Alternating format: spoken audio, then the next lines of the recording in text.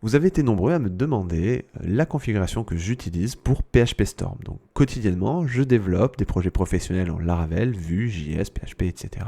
Comme vous le savez, comme vous le voyez, j'ai un thème particulier avec des raccourcis particuliers qui me sont propres. Ce que je vous propose ici, c'est de faire un petit peu le tour de toutes les astuces que je connais et que j'utilise quotidiennement, des plugins également, de mon thème, et on va voir tout ça ensemble. Alors pour commencer, on va parler du thème. Le thème ici, c'est un thème qui a été développé par Brent, qui est un autre développeur PHP, qui à mon sens est un excellent développeur PHP, qui était chez Spatie et qui aujourd'hui, je crois, est à PHP Storm. Au niveau de son thème, qui s'appelle Light, je crois, tout simplement, il nous fournit ici un point ICLS qu'on va pouvoir importer dans notre fichier, dans notre projet PHP Storm. Je vais vous montrer comment faire. Donc là, c'est tout simplement ce thème-là que j'utilise. Donc déjà, pour pouvoir ouvrir une action, on peut faire un CTRL-SHIFT-A, ce qui va nous permettre d'ouvrir l'action et on peut aller chercher ce qu'on veut à partir de là. C'est aussi pour cette raison que j'ai décidé de cacher toutes les autres barres et je les ai compactées au maximum pour tout ce qui nous reste à voir via le compact mode parce que j'ai besoin absolument de rien au niveau du clic puisque j'ai accès à tout depuis cette barre d'action. Donc à partir de ce raccourci, ce que je peux faire, c'est aller chercher Color Scheme ou alors directement aller chercher au niveau de Settings, au niveau de Color Scheme. Donc pour Settings, c'est CTRL-ALT-S. Je peux l'ouvrir comme ça.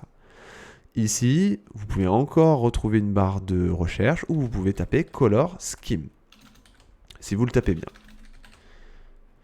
Et tout en haut, vous allez avoir votre Color Scheme. Donc l'idée, c'est simplement d'aller chercher ici un thème qui vous plaît. Sinon, vous voyez ici que j'ai Light Lit. Et pour pouvoir le dupliquer, le renommer, le supprimer, évidemment, le manager, ça se passe ici dans le petit écrou. Et si vous avez envie d'importer votre propre thème, vous avez ici votre import theme où on attend le point ICLS, donc celui que je vous ai montré tout à l'heure si vous avez envie d'avoir par exemple le même thème. Alors plus globalement, au niveau visuel, ce que j'aime à faire, c'est d'avoir ma barre de projet à droite. Donc encore une fois, ma barre de projet, si je veux la toggle, donc l'afficher et puis la cacher, je fais un Alt 1 ou Alt esperluette, Alt ampersand.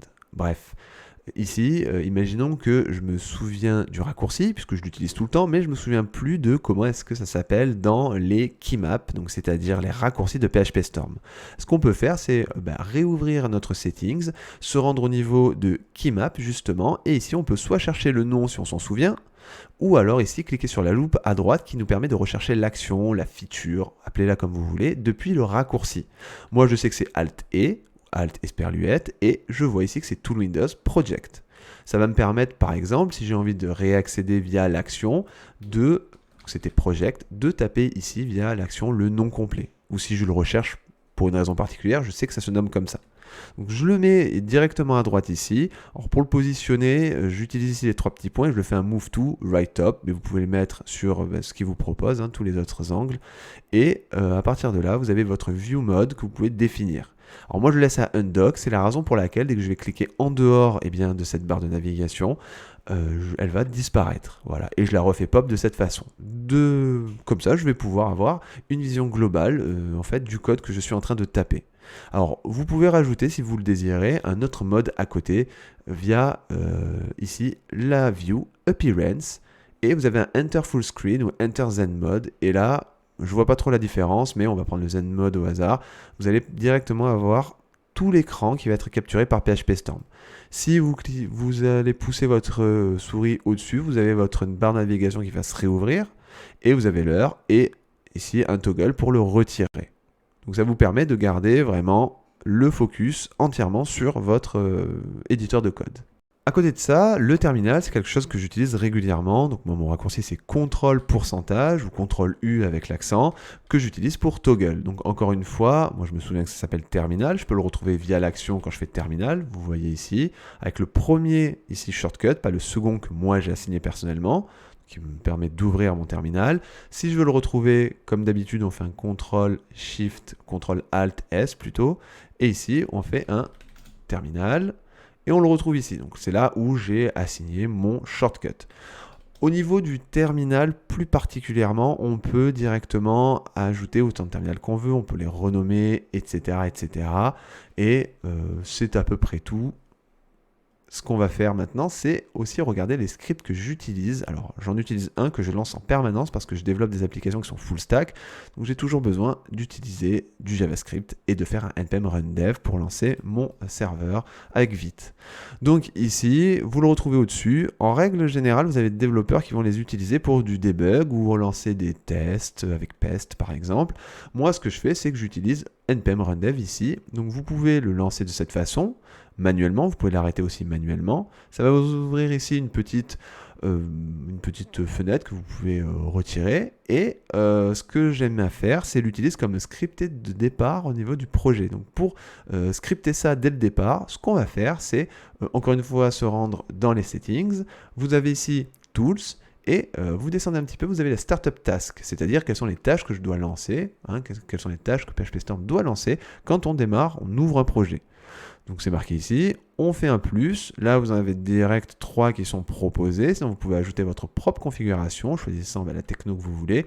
Moi je vais faire le dev npm ici, vous pouvez revenir dessus pour l'éditer, on voit bien que c'est un npm run dev, et je fais un apply, ok. Ce qui va se passer, c'est que dès que je vais fermer PHP Storm, je vais faire ma vie, je vais réouvrir, à chaque fois que je réouvre PHP Storm, le script va se lancer. À côté de ça, deux autres trucs assez cool, le folding. Donc le folding, c'est ce qui va nous permettre ici de voir, je suis dans admin.php, vous voyez que les routes au niveau des fonctions sont regroupées.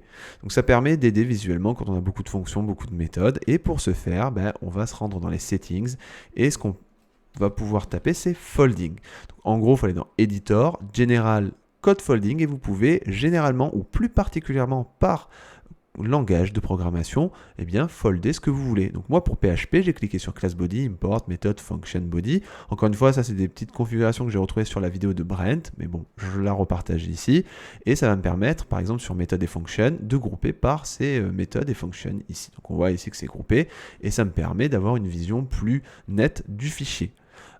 Ici, ce que je fais, c'est que quand je clique dessus, je peux forcément le déplier et je me suis remis un raccourci donc qui est Alt 2 qui me permet de replier sur la ligne sur laquelle je suis. Donc pour ce faire, je vais revenir sur mon keymap, je vais venir ici et je vais faire un Alt 2 et on voit que c'est dans Code Folding Collapse. Voilà, comme ça vous avez directement le chemin vers l'action. À côté de ça, ce qui est aussi cool, c'est les scopes de façon à colorer les dossiers, les fichiers dans votre projet. On voit que par défaut, il me semble qu'il met toujours test en vert pour le séparer du code applicatif et ici Node Modules en jaune parce que en général on n'y touche pas trop, de la même façon qu'on ne touche pas trop au vendor. Donc si vous avez envie d'ajouter de la coloration, vous pouvez scoper tout ça. Donc, pour ce faire, vous retournez ici dans les settings, vous cherchez ici Scope, vous avez dans Appearance and Behavior File Colors, mais avant, donc on retrouve ici notre configuration avec les couleurs pour les non-project files et les tests, donc ça c'est nos scopes avec les couleurs. Si j'ai envie que maintenant par exemple mes tests sont en rose, je fais OK et je vois que mes tests sont passés en rose. Si vous avez envie de créer votre propre scope, vous pouvez tout simplement aller dans Scope, vous cliquez sur le petit plus, local, on va faire pour la database, ici, et là, si vous avez un fichier en particulier, vous utilisez file de point et étoile.txt par exemple. Si vous avez un chemin particulier dans votre projet, et c'est notre cas, on va aller indiquer file de point, et là on va faire un database /étoile. Ok, je fais ça. Ce que je vais pouvoir faire, c'est revenir dans File Colors, cliquer sur plus, ajouter database, et on va lui donner une couleur orange par défaut. Et là, maintenant, tous les fichiers qui concernent la database sont orange. Visuellement, c'est plus agréable. Si je vais dans les factories, par exemple, je vais chercher ici factory, plutôt dans fichier. Ici, on a les fichiers en orange. Donc, voilà. D'ailleurs, ici, au niveau des différents raccourcis, j'ai mis CTRL-N pour chercher directement les files. Et quelque chose qui est super intéressant, c'est le database. Et là, je vous en parle de suite. Donc je fais un CTRL-ALT-5, ce qui me permet d'aller chercher directement dans cet onglet Database. Imaginons que j'ai envie de chercher dans la table Nudge, je vais chercher dans Nudges. Donc juste avant, je vais vous donner rapidement le raccourci Donc dans Keymap, ici, je crois que c'est Go to Database Object. Donc c'est Go to Database Object comme ceci, voilà, vous le voyez. Et donc c'est CTRL-ALT plus pavé numérique 5, voilà. Donc ça me permet d'aller chercher dans les tables. Donc globalement, c'est super important pour moi. C'est vraiment très efficace. Ça me permet par exemple d'aller voir dans ma table les nudges. Donc ça c'est pour l'application LaraNudge évidemment, hein. Si vous ne connaissez pas, vous pouvez aller sur laranudge.com pour regarder rapidement, c'est des tips de Laravel. Et on a directement tout ce dont on a besoin pour cette table. Et évidemment, vous avez toutes les autres tables, la table user, la table likes, enfin toutes les tables évidemment que vous avez branchées au préalable. Donc déjà, ce visuel, il est excellent. Vous avez la possibilité de faire directement du tri à la volée avec un where qu'on vous a préparé en haut. Donc moi, si je veux un contenu, je vais faire un where content like et je vais directement chercher où on a dedans le mot relation, j'ai directement filtré. Vous pouvez le retirer, vous pouvez rajouter votre order by, par exemple order by code, enfin vous avez compris. Et vous avez la possibilité de importer ou d'exporter via CSV ou le format que vous voulez.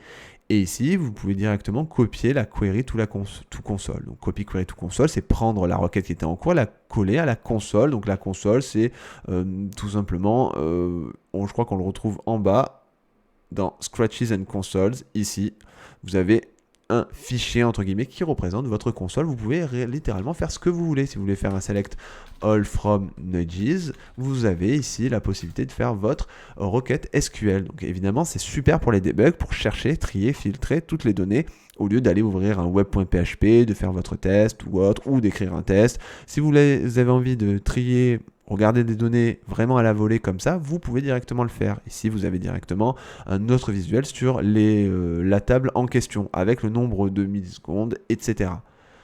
Donc forcément, avant de pouvoir faire ça, il n'y a pas de magie. PHP Storm ne connaît pas votre base de données. Il va falloir brancher tout ça. Donc pour ce faire, c'est pas compliqué. Vous allez directement aller dans ici votre navigation. Vous allez dans View, Tool Windows. Évidemment, vous allez dans Database. Alors il y a plein d'autres choses, hein. Moi je vous montre vraiment ce qui m'est le plus utile et ce que je juge le plus important à partager. C'était une petite interlude. Database, et là vous avez directement toute votre base de données, toutes vos tables. Mais évidemment, il ne connaît pas ça en amont. Vous avez besoin d'aller sur le plus, vous allez dans Data Source et vous allez chercher votre driver. Donc évidemment, vous avez plein de drivers pour votre base de données. Moi, pour le coup, c'était SQLite. Vous allez renseigner ici l'URL. Vous allez chercher directement votre fichier SQLite dans votre projet. Voilà, ensuite vous faites Apply, OK, et vous allez pouvoir directement avoir un visu vers vos tables avec évidemment les colonnes, les clés, les index. De la même façon, vous pouvez ici rafraîchir. Alors je vous le conseille parce que par moment vous faites une migration et vous ne la voyez pas forcément si vous avez ajouté une colonne. Vous pouvez faire un refresh ou CTRL F5, ça fonctionne. Et ici vous avez la possibilité de rouvrir une query console pour repartir sur des requêtes SQL. Donc tout ça c'est bien beau, mais la raison pour laquelle j'utilise PHP Storm, c'est indéniablement le plugin Laravel ID. Donc évidemment, si vous tapez ici plugin dans votre barre d'action, vous allez le retrouver sur la page des plugins. Donc en général, à part pour de la coloration syntaxique et de la prise en charge de certains langage comme Astro par exemple, j'ai pas grand chose si ce n'est Laravel ID. Donc une petite aparté sur PHP Inspections qui est gratuit et qui vous propose des choses assez intéressantes au niveau de PHP, qui peut vous refactorer rapidement une petite condition s'il peut vous simplifier la vie. Après, il vous refactore souvent en ternaire. C'est pas forcément souhaitable à chaque fois, mais voilà, vous pouvez l'utiliser. À côté de ça, on a JetBrains AI Assistant. Donc je sais pas trop, j'ai pas de licence, mais j'ai l'impression qu'il m'auto-complète de temps en temps. De toute façon, ça ne me dérange pas. Les propositions qu'il fait en général sont assez pauvres, malheureusement. Il est souvent à côté de la plaque, donc ça n'a que très très peu d'intérêt. Mais Laravel ID, c'est vraiment le must-have. En fait, Laravel ID, il va vous fournir une autocomplétion extrêmement puissante. Il va juste tout savoir. Il va pouvoir scanner votre projet et va pouvoir vous proposer, que ce soit pour Eloquent, le Query Builder, n'importe quoi, n'importe quelle classe, il va tout vous proposer, ce qui est un rapport avec les méthodes de Laravel. Donc, par exemple, si je vais je vais ici, peu importe, je me rends dans une route, au niveau de la façade route, il connaît tout. Si j'utilise par exemple le modèle Nudge, je fais un where, il connaît toutes les colonnes. Donc si je fais, alors forcément, je vais aller importer mon modèle.